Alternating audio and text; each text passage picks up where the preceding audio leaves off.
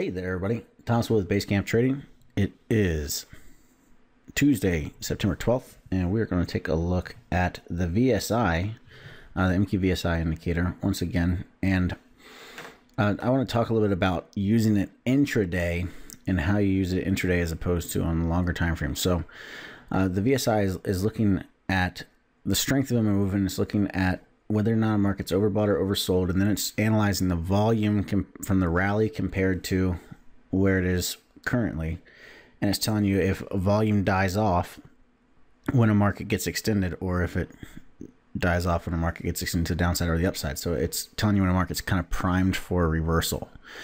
All right, so how do we want to use this intraday? Because end of day or longer time frames, we're looking at this indicator and we're saying, okay, we're overbought or oversold. If we break the previous bar's low, for example, we go back here, we can look at gold here on the 240-minute chart, and you can see the VSI down at the bottom. When we get these blue dots, that means we're extended and volume is drying up, and it triggers as soon as you break the previous bar's low, right? Well, intraday, we don't want to just trade to break the previous bar's low, because we need to make the market kind of prove a little bit more that it's going to actually go our direction. So what we're going to look at here is gold on 2-minute chart. And instead of, you can see here a couple of times where we got overbought or oversold with weaker momentum or with weaker volume. Okay, and we don't want to just buy it when it breaks the previous bar's high after that. Instead, because we're looking intraday and there's more noise because there's more price bars generated, what we want to do is look for a pivot or a turning point and then look for it to break that turning point. So, for example, when we were overbought up here and volume dried up, you're looking for a break of this little pivot low here, all right?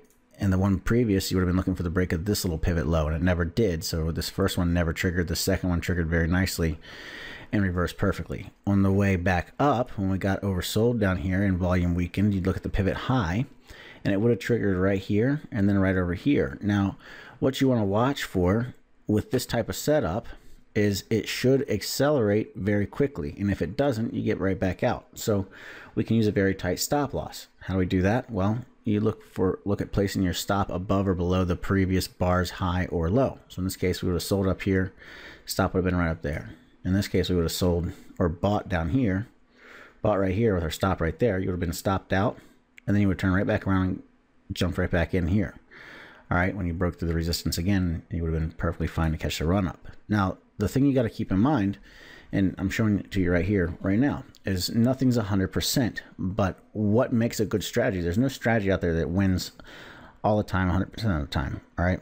However, a good strategy, the way that we determine whether or not a strategy is a good strategy to trade, is based on whether or not we have a good balance between reward risk and percentage win. So if we have a strategy, for example, that has a 2-to-1 reward risk ratio, meaning it wins twice as often, or it wins twice as much, makes twice as much on its winning trades than it loses on its losing trades, and it has a win percentage of about 50% or better, then that's a pretty good strategy to trade.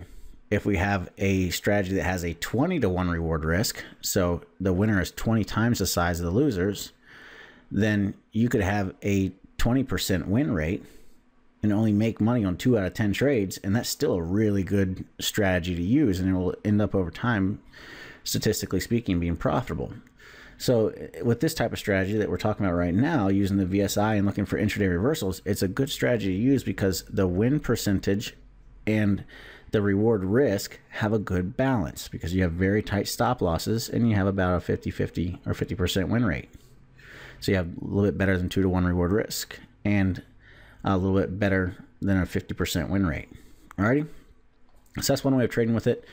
Keep watching your email for the link to the next VSI webinar. We're doing a few different VSI webinars this month, talking about how to use VSI and how you can get it and all the different strategies you can trade with it. So that's it for today, though. The next VSI webinar is coming up on Wednesday, tomorrow, the 13th at 8 p.m. If you do not have a link for that and you want to join us in that webinar, just shoot us an email at support@basecamptrading.com.